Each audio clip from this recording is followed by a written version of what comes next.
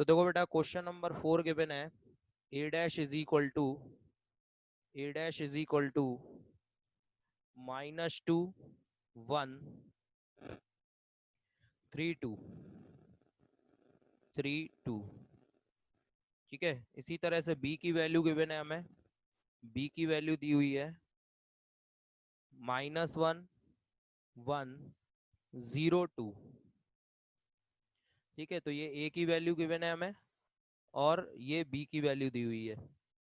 अब वेरीफाई करना है इसमें, सॉरी ये थर्ड वाला था, अच्छा फोर्थ वाला भी यही है, ठीक है। इसमें फाइंड करना है आपको, ठीक है। फाइंड करना है इसमें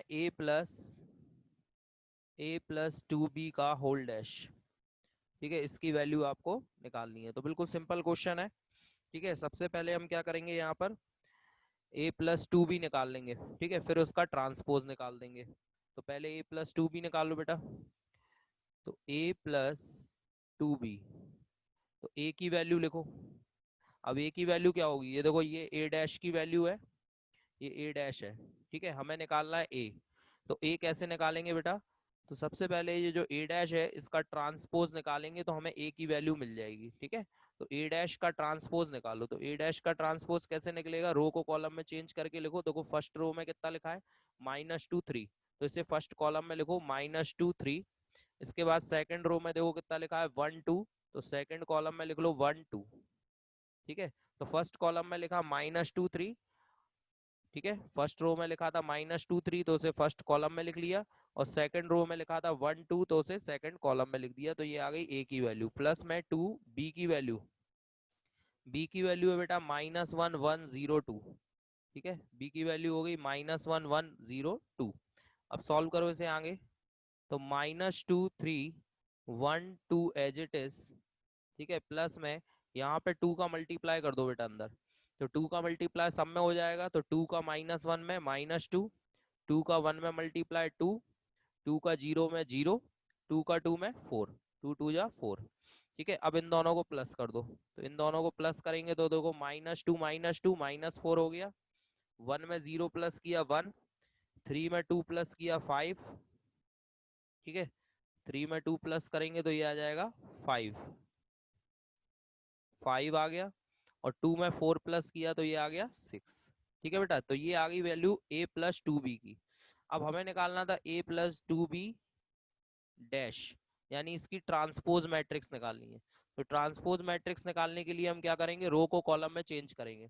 तो देखो फर्स्ट रो में कितना लिखा है -4 1, तो ये फर्स्ट कॉलम में लिख दिया -4 1। और सेकंड रो में कितना लिखा है 5 6, तो सेकंड कॉलम में लिख दिया हमने 5 एंड 6, ठीक है बेटा। तो ये इसका आंसर हो गया। क्लियर। तो बिल्कुल इजी क्वेश्चन था, कुछ ज्यादा टफ तो है नहीं ये, ठीक है। समझ में आ गया होगा आप लोगों को। चलिए इसके बाद फिर क्वेश्चन नंबर 5 देखते हैं हम लोग। तो अब देखिए क्वेश्चन नंबर 5, ठीक है। क्वेश्चन नंबर 5 में आपको मैट्रिक्स दी हुई है ए और बी, ठीक है। ए मैट्रिक्स गिवन है आपको, इसमें दिया है 1 -4 3 1 -4 3, ठीक है। ये कॉलम मैट्रिक्स है। और बी मैट्रिक्स गिवन है, इसमें दिया हुआ है -1 2 1, ठीक है। तो ए मैट्रिक्स में दिया है, कॉलम में दिया है ये 1 -4 3, और बी मैट्रिक्स ये देखो रो में दी हुई है -1 2 1। और यहाँ पे वेरीफाई कराना है इसमें आपको, verify that a into B का whole dash is equal to B dash A dash, ठीक है। ये वेरीफाई कराना है। तो इस रूल को भी ध्यान रखिएगा, ठीक है। ये भी एक प्रॉपर्टी है ट्रांसपोज मैट्रिक्स की, कि a इंटू बी का dash is equal to B dash A dash. यानी अगर दो मैट्रिक्स का प्रोडक्ट करके उसका ट्रांसपोज निकालना है तो वो उन दोनों के प्रोडक्ट, ठीक है, के इनवर्स के प्रोडक्ट के ट्रांसपोज के बराबर होगा। यानी कि हम क्या करें, आगे पीछे करके फिर उसके ट्रांसपोज का प्रोडक्ट कर दे, जैसे बी डैश ए डैश आगे पीछे हो जाएगा, ठीक है। तो ये प्रॉपर्टी आप याद रखिएगा, ठीक है। अब यहाँ पे पहले इसको प्रूफ कैसे करना है वो देखो। तो पहले ए का बी में मल्टीप्लाई कर दो, ए इंटू बी, ठीक है। लेफ्ट हैंड साइड निकालना है, पहले ए इंटू बी करो। तो ए की वैल्यू है 1, -4 3, ठीक है, और बी की वैल्यू है आपकी -1 2 1, ठीक है। मल्टीप्लाई कैसे करना है, रो टू कॉलम, तो ये देखो फर्स्ट रो ये है, केवल फर्स्ट रो का फर्स्ट कॉलम है, ठीक है, ये फर्स्ट रो है, ये फर्स्ट कॉलम है, तो फर्स्ट रो का मल्टीप्लाई जरा फर्स्ट कॉलम में करो, कितना आ रहा है, तो देखो 1 का -1 में क्या आएगा, -1। अब फर्स्ट रो का सेकंड कॉलम में करो, 1 का 2 में 2, फर्स्ट रो का थर्ड कॉलम में करो, 1 का 1 में 1। अब करो सेकंड रो का, सेकंड रो में क्या लिखा है, -4, -4 का -1 में +4 हो जाएगा, फिर -4 का -2 में, तो 4 2 जा 8 हो गया, ठीक है। इसके बाद -4 का 1 में, तो -4 आ गया। इसके बाद करो 3 का, 3 का -1 में, तो माइनस का 3 हो गया। 3 का 2 में, 3 2 जा 6 हो गया, और 3 का 1 में, तो 3 1 जा 3 हो गया, ठीक है बेटा। तो ये आ गया हमारे पास ए बी की वैल्यू। अब हमें निकालना है ए बी का डैश, ठीक है। तो ए बी का डैश निकालो जरा, तो ए बी का whole dash is equal to, ठीक है, इसकी ट्रांसपोज मैट्रिक्स क्या होगी बेटा, रो को कॉलम में लिख दो। तो पहली रो में देखो क्या लिखा है, -1 2 1, तो पहले कॉलम में आ गया। दूसरी रो में देखो क्या लिखा है, 4 -8 -4, तो ये दूसरे कॉलम में आ गया। और तीसरी रो में देखो क्या लिखा है, -3 6 3, तो ये तीसरे कॉलम में आ गया, ठीक है। तो ये इस तरीके से हमने लेफ्ट हैंड साइड निकाल ली इसकी, ये आ गई LHS, लेफ्ट हैंड साइड। अब इसके बाद हम लोग राइट हैंड साइड निकालेंगे। राइट हैंड साइड क्या है बेटा, राइट हैंड साइड है बी डैश इंटू ए डैश, ठीक है, राइट हैंड साइड है बी डैश इंटू ए डैश। तो पहले बी डैश निकालो, बी डैश क्या होगा, बी का ट्रांसपोज। तो बी का ट्रांसपोज कैसे लिखेंगे बेटा, ये रो में लिखा है, इसे कॉलम में लिख दो, तो बी डैश आ जाएगा, कॉलम में लिखो, तो -1 2 1, ठीक है, रो में लिखा था उसे कॉलम में लिख दिया, बी डैश आ गया। ए डैश देखो, ए डैश आपका कॉलम में लिखा हुआ है, ठीक है, ए कॉलम में लिखा है, तो उसे आप रो में लिख दो, तो ए डैश आ जाएगा, ठीक है, इसको रो में लिख दो, तो ए डैश आ जाएगा। ये देखो 1 -4 3, 1 -4 3, तो ये आपके ए डैश की वैल्यू आ गई, ठीक है। इन दोनों का मल्टीप्लाई कर दो, रो टू कॉलम मल्टीप्लाई होगा, ठीक है, तो रो टू कॉलम मल्टीप्लाई करो बेटा। ये देखो -1 का पहले 1 में मल्टीप्लाई होगा, तो कितना आ रहा है बेटा, -1 का 1 में मल्टीप्लाई किया, तो -1 आ गया। फिर -1 का -4 में करेंगे, तो माइनस माइनस ये प्लस हो जाएगा, ठीक है, ये वैल्यू आ जाएगी आपकी +4, ठीक है। इसी तरह से -1 का 3 में किया, तो -3 आ गया। अब करो 2 का मल्टीप्लाई, 2 का 1 में मल्टीप्लाई 2 हो गया, 2 का -4 में किया, 2 4 जा 8 हो गया, 2 का 3 में किया, 2 3 जा 6 हो गया। फिर 1 का करो, 1 का 1 में 1, 1 का -4 में -4, 1 का 3 में मल्टीप्लाई 3 हो गया, ठीक है बेटा। अब जरा देखो दोनों वैल्यू क्या सेम आ रही है, ठीक है, तो आप देख रहे होंगे दोनों वैल्यू कैसी हैं, सेम है, तो यानी कि LHS is equal to RHS, clear. इसी में सेकंड पार्ट और है इसका, ये फर्स्ट पार्ट था, ठीक है, इसी का सेकंड पार्ट और लिख दे रहा हूं मैं। तो इसी का सेकंड पार्ट है बेटा, इसमें ए की वैल्यू दी है आपको सेकंड पार्ट में 0 1 2, कॉलम में दी हुई है 0 1 2, और रो बी की वैल्यू जो दी है वो रो में है, ठीक है, बी की वैल्यू है 1 5 7, ठीक है, ये बी की वैल्यू है। तो ये आप आसानी से कर सकते हैं, तो ये आप होमवर्क में नोट कर लेना, ठीक है, ठीक। तो क्लियर हो गया होगा, बिल्कुल सिंपल क्वेश्चन था, ठीक। चलिए नेक्स्ट क्वेश्चन देखते हैं अब, क्वेश्चन नंबर 6 देखते हैं अब, ठीक है ना। तो देखो बेटा क्वेश्चन नंबर 6, क्वेश्चन नंबर 6 भी इसी तरह का है, ठीक है, इसमें एक मैट्रिक्स ए दी हुई है। क्वेश्चन नंबर 6 में, क्वेश्चन नंबर 6 में मैट्रिक्स ए गिवन है, ए की वैल्यू है cos alpha, cos alpha minus sine alpha, cos alpha minus sine alpha, फिर साइन अल्फा और कॉस अल्फा, ठीक है, ये ए की वैल्यू गिवन है, ठीक है। इसके बाद इसमें वेरीफाई करना है, वेरीफाई डेट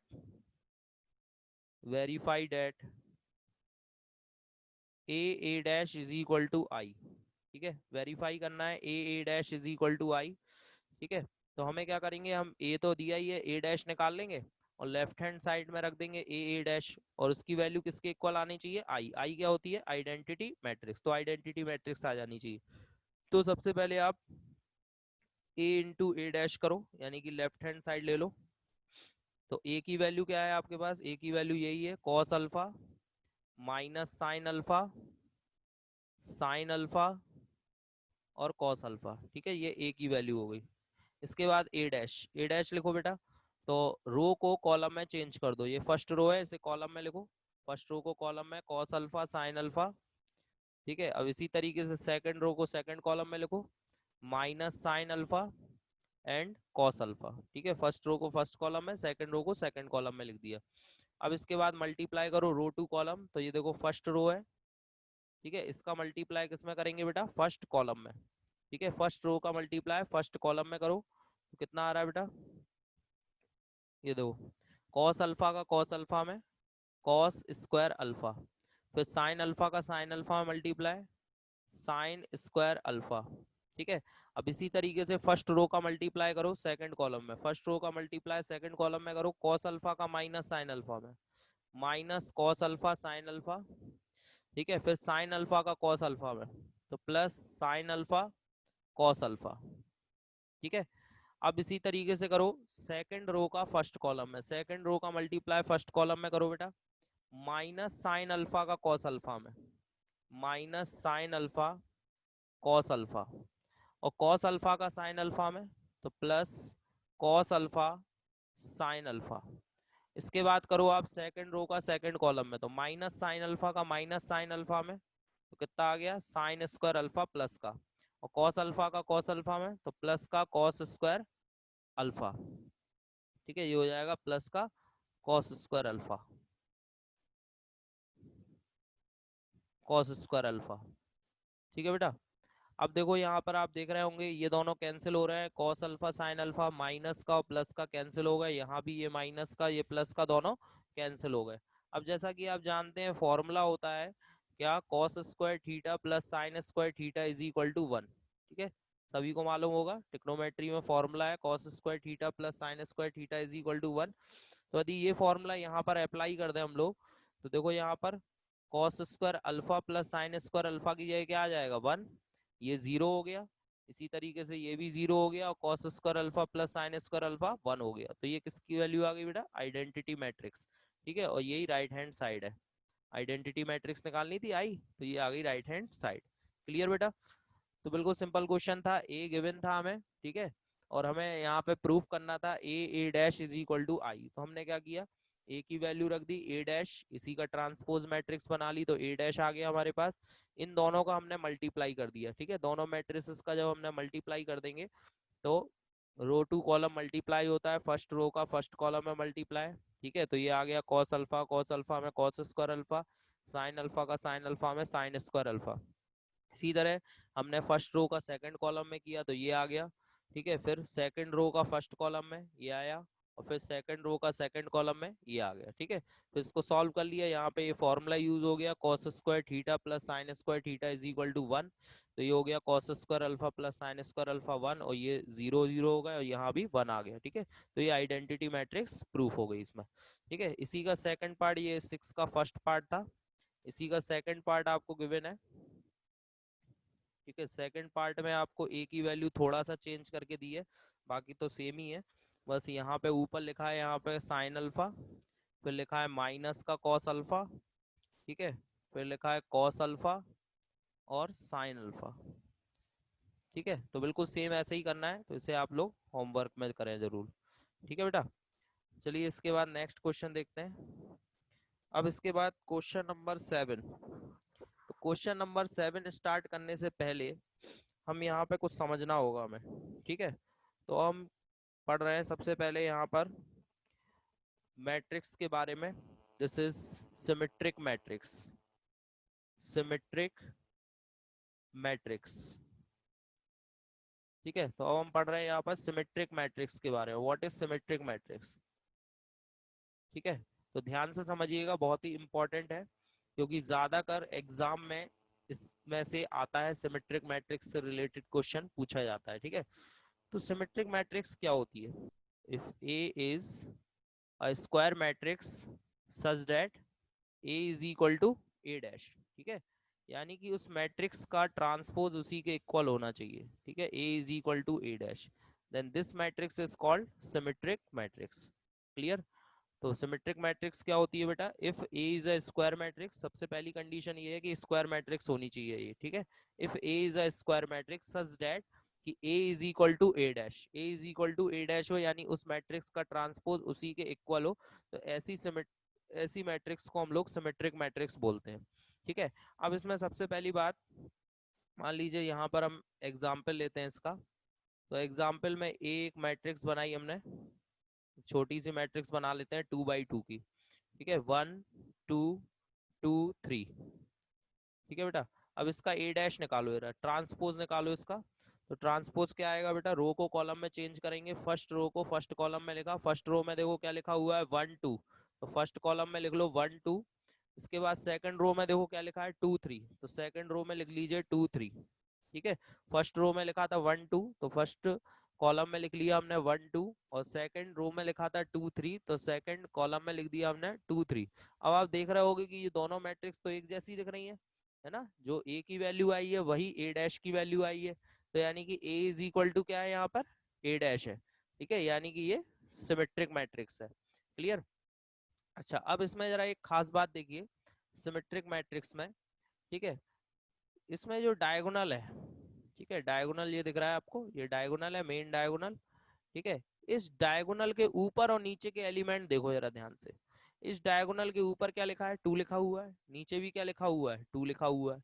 तो डायगोनल के ऊपर और नीचे के जो एलिमेंट है वो कैसे हैं, सेम है बेटा, ठीक है। डायगोनल के ऊपर और नीचे के एलिमेंट कैसे हैं, सेम है। तो इसका मतलब सिमेट्रिक मैट्रिक्स में डायगोनल के ऊपर और नीचे के एलिमेंट कैसे होते हैं, सेम होते हैं, ठीक है।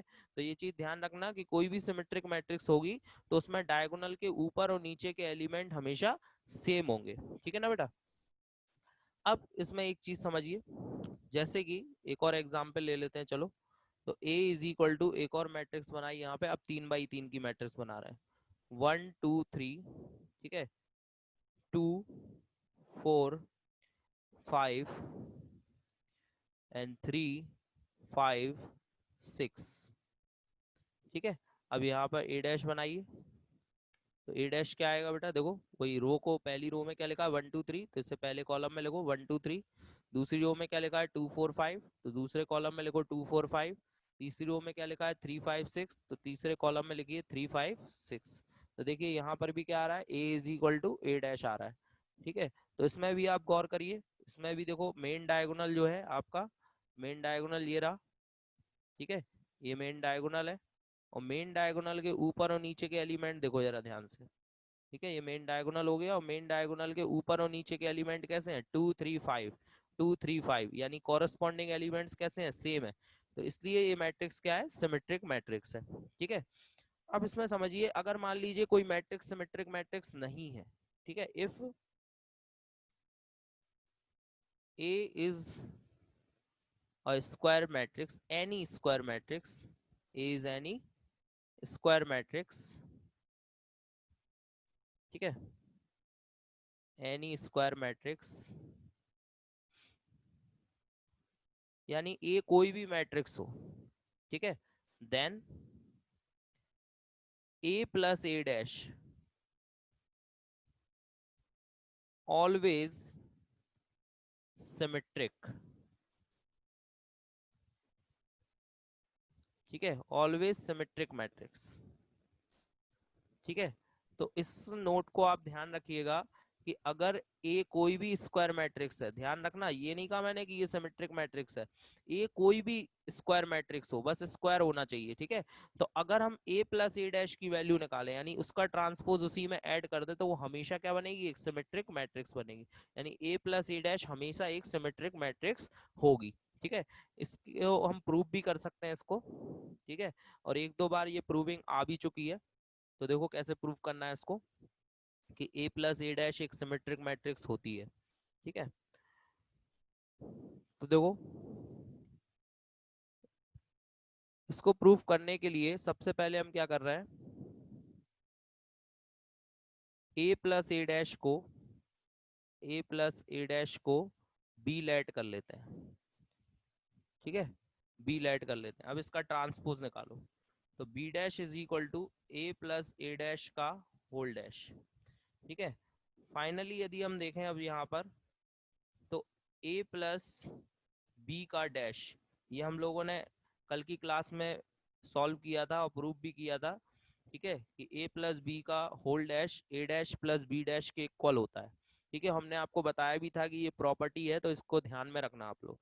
ठीक है, ये प्रॉपर्टी यहाँ पर यूज हो जाएगी। तो देखिए क्या होगा यहाँ पर, B dash is equal to A plus A dash का डैश, इसे हम लिख सकते हैं A dash plus A dash का होल डैश। ठीक है बेटा, इसे क्या लिख लिया हमने, ए डैश, और यहाँ पे ए डैश का डैश था तो ये कितना हो गया, ए डैश का होल डैश। जैसे यहाँ पे ए प्लस बी का होल डैश क्या हुआ, ए डैश प्लस बी डैश। अब यहाँ पे एक और प्रॉपर्टी लग जाएगी, क्या, दूसरी प्रॉपर्टी ये लग गई कि ए डैश का डैश इज इक्वल टू ए होता है भाई, क्योंकि ए का ट्रांसपोज ए डैश होता है और ए डैश का ट्रांसपोज निकालोगे तो वापस ए आ जाएगा। ठीक है, ए और ए डैश आपस में एक दूसरे के ट्रांसपोज होते हैं, तो ए का ट्रांसपोज क्या होगा, ए डैश, और ए डैश का ट्रांसपोज निकाला तो फिर से ए आ गया। ठीक है, तो finally B dash is equal to क्या हो जाएगा यहाँ पर, ए डैश प्लस, और इसकी जगह क्या लिख सकते हैं, ए, और ए प्लस ए डैश की वैल्यू क्या है बेटा, ए प्लस ए डैश की वैल्यू बी है, तो यानी B dash is equal to क्या आ गया बेटा, बी, और B dash is equal to B का मतलब B is a transpose B is a symmetric matrix, B is a symmetric matrix, और बी की वैल्यू है क्या, बी की वैल्यू है ए प्लस ए डैश, तो hence A plus A dash, A plus A dash is a symmetric matrix,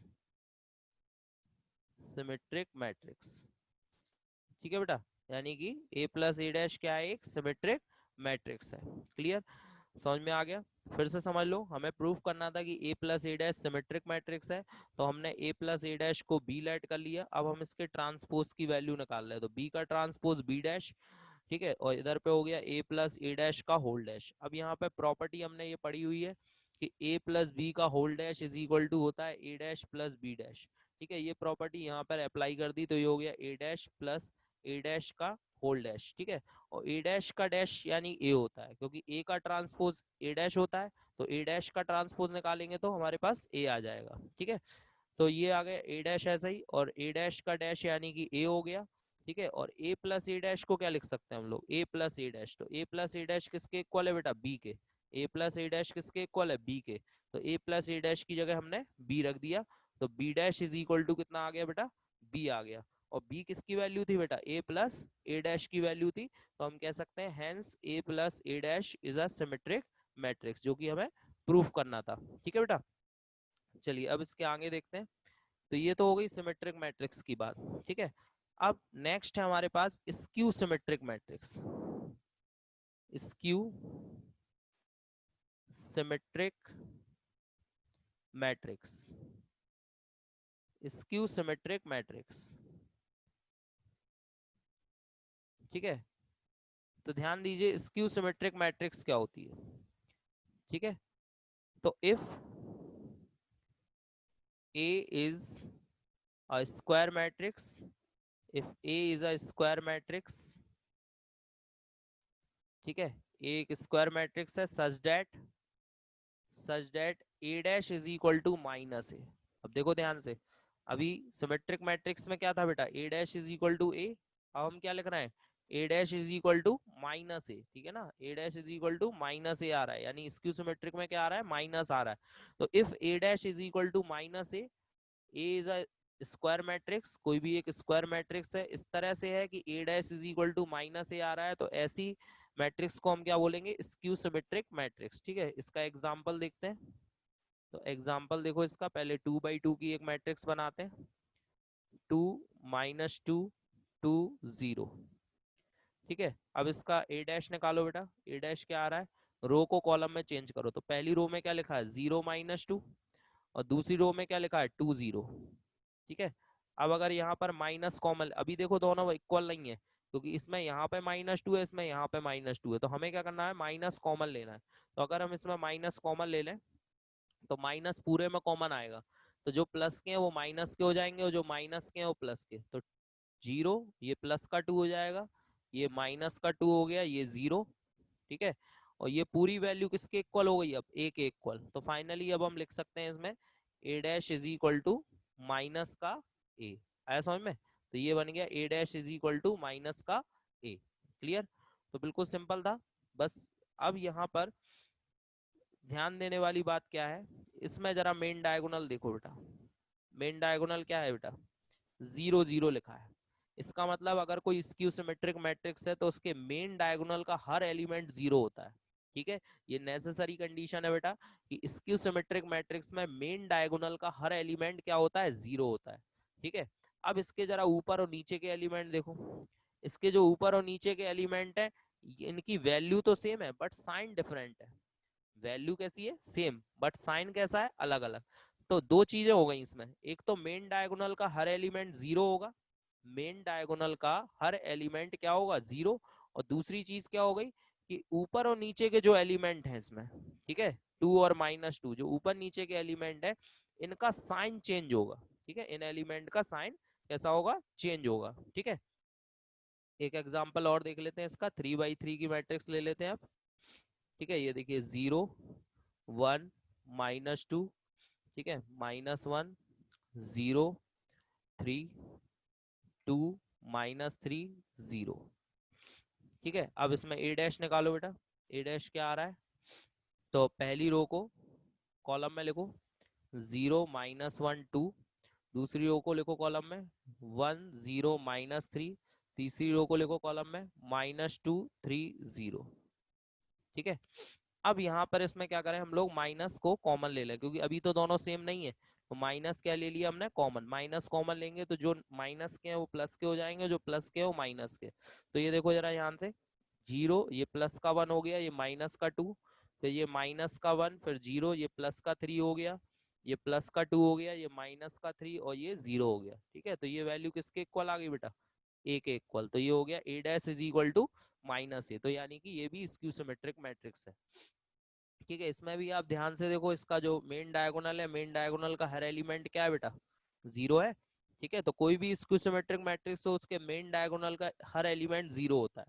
और इसके ऊपर और नीचे के एलिमेंट देखो बेटा जरा, ये और ये एलिमेंट देखो जरा क्या है, वैल्यू तो सेम है, कॉरेस्पॉन्डिंग एलिमेंट्स की वैल्यू तो सेम है बट साइन डिफरेंट है। जैसे यहाँ 1 है तो यहाँ -1 है, यहाँ 2 है तो यहाँ -2 है, यहाँ +3 है तो यहाँ -3 है। ठीक है, अब जैसे कि सिमेट्रिक मैट्रिक्स में हमने देखा कि कोई भी स्क्वायर मैट्रिक्स हो तो a + a' हमेशा सिमेट्रिक मैट्रिक्स होती है। तो ऐसे ही if a is any square matrix, any square matrix, यानी a कोई भी स्क्वायर मैट्रिक्स है, a is any square matrix, then a - a' is always skew symmetric matrix, skew symmetric matrix। ठीक है बेटा, तो यहाँ पर भी हमने क्या कहा, if a is any square matrix then a - a' is always skew symmetric matrix. तो ध्यान रखो, अब दो कंडीशन हो गई, अगर a कोई भी स्क्वायर मैट्रिक्स है, कोई भी, कोई फर्क नहीं पड़ता कि वो सिमेट्रिक है स्क्यू सिमेट्रिक, कोई फर्क नहीं पड़ता, वो कुछ नहीं है ना, स्क्यू सिमेट्रिक है ना सिमेट्रिक, केवल स्क्वायर मैट्रिक्स है। ठीक है, तब भी a - a' हमेशा क्या होगी, स्क्वायर स्क्यू सिमेट्रिक मैट्रिक्स होगी। ठीक है, a + a' सिमेट्रिक होगी और a - a' always skew symmetric matrix. ठीक है, इसे भी हम प्रूफ कर सकते हैं, बिल्कुल सिंपल वैसे ही प्रूफ होगा जैसे कि अभी प्रूफ हुआ था। ठीक है, तो a - a' स्क्यू सिमेट्रिक है, ये हम प्रूफ कर रहे हैं। ठीक है, तो देखो ध्यान से कैसे प्रूफ होगा कि a - a' is a skew symmetric matrix. ठीक है, तो देखिए, तो सबसे पहले लेट कर लेते हैं हम लोग यहाँ पर, let b is equal to a - a'। ठीक है, जैसे अभी किया था बिल्कुल वैसे ही करना है। तो लेट कर लिया b is equal to a - a' और b डैश निकालो। तो b डैश क्या होगा बेटा, a - a' का होल डैश। ठीक है, तो प्रॉपर्टी लगेगी बेटा यहाँ पर, ये भी हम प्रूफ कर चुके थे बेटा, वेरीफाई किया था क्वेश्चन में कि a - b का dash is equal to a' - b dash. ठीक है, इसे भी हम वेरीफाई कर चुके थे। तो ये प्रॉपर्टी यहाँ पर अप्लाई करें तो b dash is equal to कितना हो जाएगा बेटा, ये हो जाएगा a डैश माइनस a' का डैश, a' का डैश। और अभी मैंने बताया a' का डैश क्या होता है, a' का डैश a के इक्वल होता है। अभी देखो ये पूरा b के इक्वल नहीं है क्योंकि b था a - a' और ये आया a' - a। तो हमें क्या करना पड़ेगा, इसमें माइनस कॉमन लेना पड़ेगा। तो माइनस कॉमन लेंगे तो ये a माइनस ए डैश हो जाएगा, ठीक है। और अब इस a माइनस ए डैश की जगह हम क्या लिख सकते हैं, b लिख सकते हैं, ठीक है बेटा। तो b dash is equal to कितना आ गया, b आ गया, sorry b dash is equal to minus b, आगे माइनस भी लगा हुआ है, ठीक है। तो क्या लिख सकते हैं, b dash is equal to minus का b आ गया, ठीक है बेटा। और b dash is equal to minus b, इसका मतलब ये किसकी कंडीशन है, स्क्यू सिमेट्रिक कंडीशन है। और b की वैल्यू थी क्या, a माइनस ए डैश, तो hence a minus a dash is a skew symmetric matrix. Skew symmetric matrix, ठीक है। तो ये स्क्यू सिमेट्रिक मैट्रिक्स है। क्लियर बेटा। तो सिमेट्रिक और स्क्यू सिमेट्रिक आपको समझ में आ गया होगा कि सिमेट्रिक मैट्रिक्स और स्क्यू सिमेट्रिक मैट्रिक्स किसे कहते हैं, ठीक है। इसी तरह से इसमें जो एक्सरसाइज में क्वेश्चन नंबर 7 दिया हुआ है, तो बस क्वेश्चन नंबर 7 में आपको क्या करना है कि यही बताना है कि कौन सी सिमेट्रिक मैट्रिक्स है और कौन सी स्क्यू सिमेट्रिक मैट्रिक्स है, ये आपको प्रूफ करना है। तो देखो क्वेश्चन नंबर 7 का जो फर्स्ट पार्ट है, इसमें ए गिवन है आपको, ए गिवन है 1 माइनस 1 5, 1 माइनस 1 5, माइनस 1 2 1, माइनस 1 2 1, 5 1 3, 5 1 3, ठीक है। तो आपको प्रूव करना है ये सिमेट्रिक मैट्रिक्स है। तो क्या करोगे, बस ए डैश निकाल लो। ए डैश इज इक्वल टू कितना होगा, रो को कॉलम में चेंज करके लिखो 1 माइनस 1 5, दूसरी रो को दूसरे कॉलम में लिखो माइनस 1 2 1, फिर इसको लिखो 5 1 3। और आप देख रहे हो दोनों सेम है, A is equal to A dash है, इसका मतलब ये कैसी मैट्रिक्स है, ये सिमेट्रिक मैट्रिक्स हो गई, ठीक है। क्योंकि इसमें a is equal to A dash आ रहा है, तो दैट इज सिमेट्रिक मैट्रिक्स की कंडीशन बन गई है, ठीक है। इसी तरीके से इसका जो सेकंड पार्ट है, सेकंड में a क्या गिवन है आपका, a गिवन है आपका 0 माइनस 1 1, 1 0 माइनस 1, ठीक है, माइनस 1 1 0, ठीक है। ये आपका a गिवन है बेटा।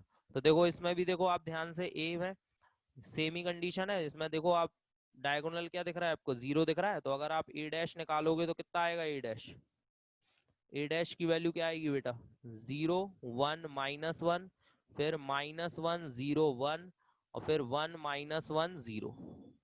और माइनस कॉमन ले लें इसमें से, माइनस कॉमन आ जाएगा तो कितना बचेगा बेटा, ये हो जाएगा यहाँ पर पूरा एक इक्वल 0 माइनस 1 1, 1 0 माइनस 1, और माइनस 1 1 0।